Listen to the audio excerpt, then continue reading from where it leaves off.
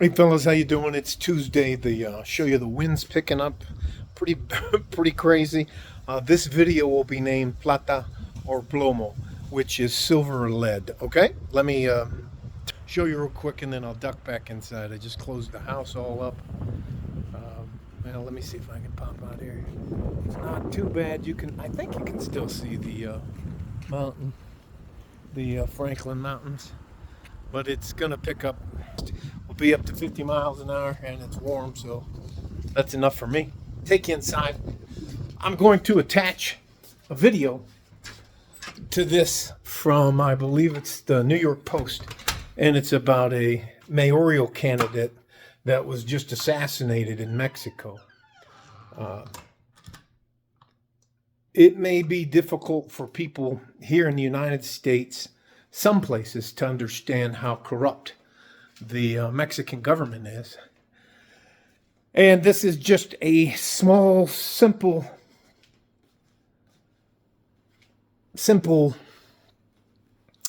explanation, as well as a ongoing example of that.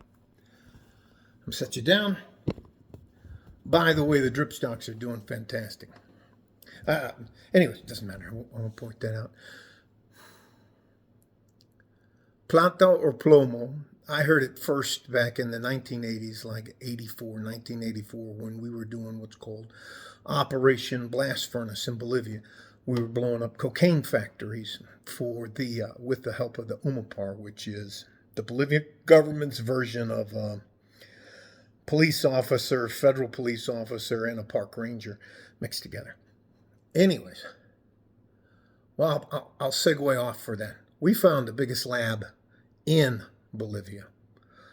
I helped wire it up with 2 tons of C4 M112 blocks, which is pound and a quarter. Anyways, let me just put a point.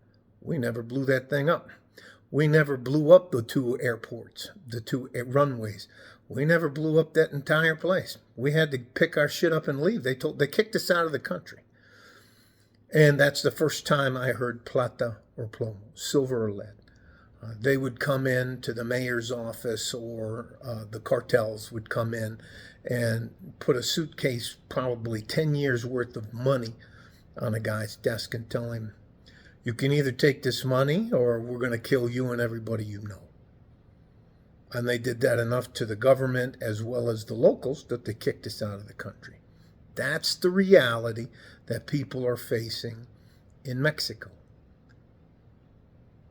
When my wife, who she's taking my mother-in-law right now back over to the border to her house in Juarez, I make sure my wife has enough cash to get her out of any kind of problem she may run into.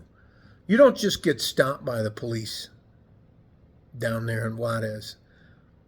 They don't usually mess with you, and if they do, they're going to take something from you. Or you're going to have to pay your way out of it. That's just the way it goes. You can't call the police in Mexico. The hardest thing for people to understand is why the Mexican people don't rise up and fight back. Now you figure,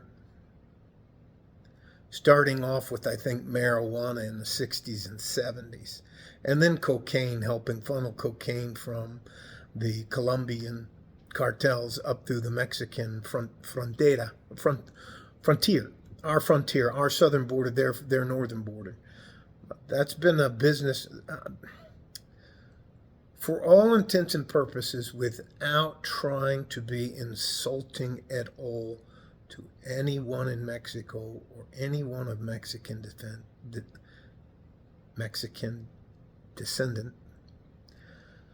ethnicity. The narcos are multi-trillion international crime syndicates that have had decades to corrupt the Mexican government. Therefore, the people cannot fight back. There are groups within the government that can fight back, but they are also wow, I just blew the door open. Look, it just blew the door open. Let me go shut the door. And again, I'm not picking at the Mexican people or anything like that, but the reality is it's pretty much a narco country, controlled by the narco country. They had a president before the president they have now. His name was AMLO. And he was as crooked as a dog's hind leg. So, all that to say this, I speak good enough Spanish to get by anywhere. And I'll tell you a phrase in Spanish when they ask me if I speak Spanish. I say, sí, yo hablar bastante español, pero depende del país. Palabras cambiar. And all I'm telling you is, yes, I speak pretty good Spanish, but it depends on the place you're going to in the Americas.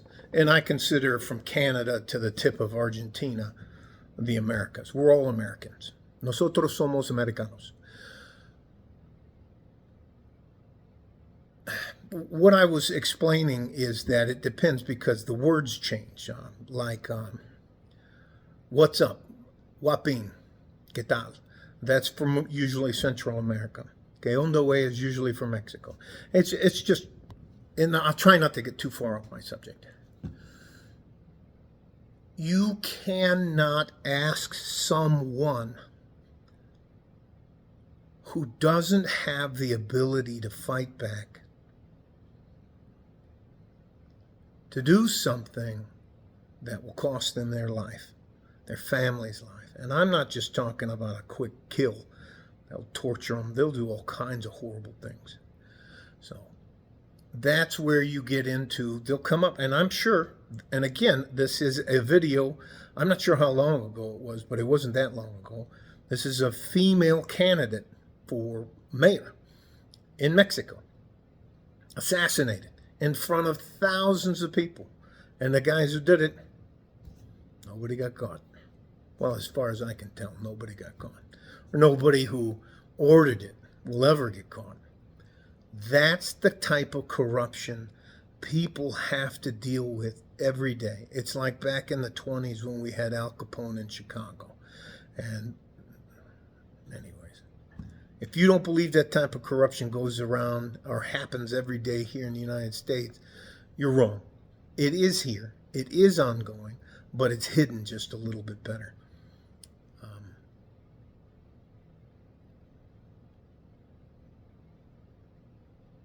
Unless our government can break the back of the cartels, not much is going to change. You can't sit there and tell me that the drug war is a one-way street. If we didn't have such an insatiable appetite for narcotics and drugs, it would dry up. But we do have that insatiable appetite.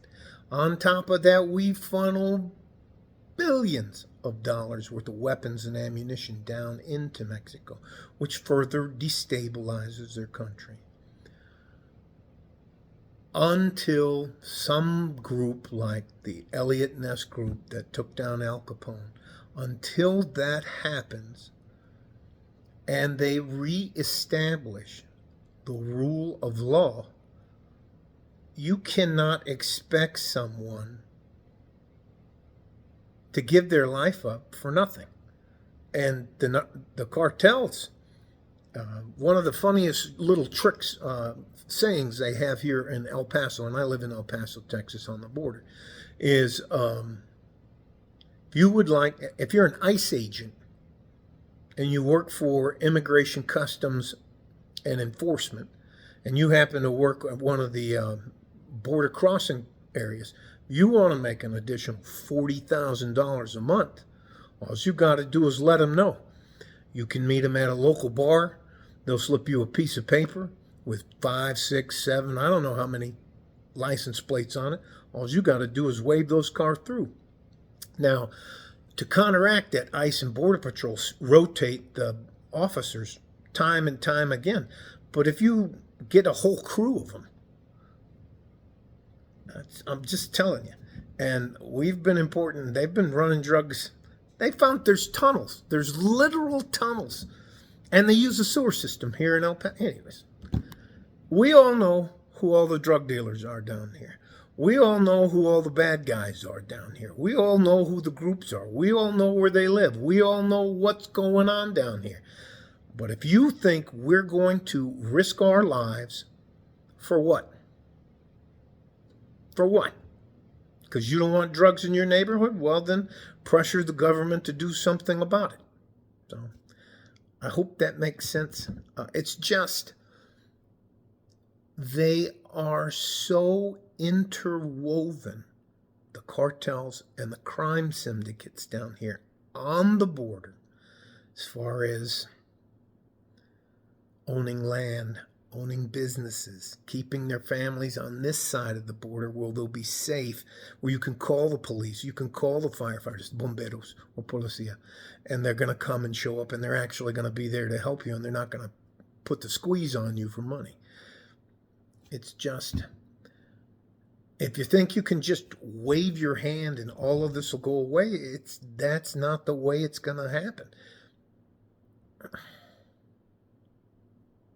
Anyways, I hope I make my point. And again, I'll title this Plata or Plomo. How difficult the drug war is going to actually be if we decide to prosecute it in the way it needs to be prosecuted in order for something to change. And that means that people on both sides of the border are going to suffer. I'll leave you with one more thing. The Mexican cartels are absolutely ruthless. If they want to take over, like, say, a city in Detroit, they don't just come in and make a deal with the Russians, or make a deal with the Russians and then make a deal with the African American, the black community. They don't do that. They just come in and kill all the opposition. That's it. And then they take over. That's how they do business. Anyways, all right.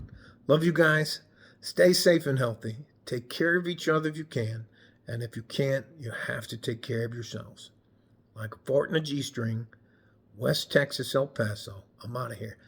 We have to be realistic about the amount of corruption on both sides of the border. All right? Title of the video will be Plata or Plomo. All right? Silver or lead. Your choice. All right? Bye-bye. Like a fart in a G-string. I'm out of here. Bye-bye.